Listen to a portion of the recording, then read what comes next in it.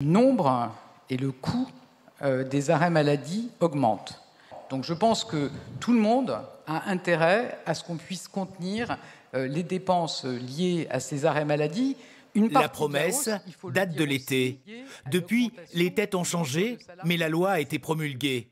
Pour 2024, le gouvernement attend de la sécurité sociale des économies de plus d'1 milliard d'euros, rien qu'en réduisant les arrêts maladie, jugés trop nombreux. Les contrôles sont renforcés.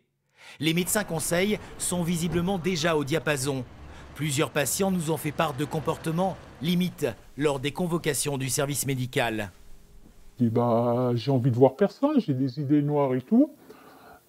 On a envie de se foutre en l'air. Elle m'a regardé, puis elle m'a dit, dites-moi comment vous allez vous foutre en l'air. Et je lui ai dit, mais madame, vous vous rendez compte de ce que vous dites? Vous savez ce que c'est une dépression? Elle me dit, non, c'est à vous de me le dire. Et à ce moment-là, vous avez pensé à quoi? J'avais juste envie de lui montrer comment, voilà, j'ouvre la fenêtre et puis de sauter. Ben voilà, vous êtes contente là. La médecin de la sécurité sociale a finalement jugé son état stabilisé et a prescrit une reprise du travail. Mais cette femme au syndrome anxio-dépressif reconnu a dû être hospitalisée dans la foulée.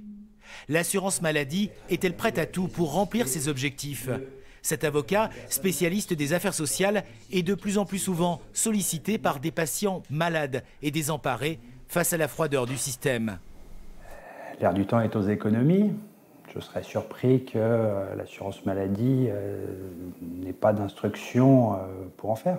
Dès lors qu'on traite ce type de dossier en termes statistiques, on finit par aboutir à des situations humaines catastrophiques.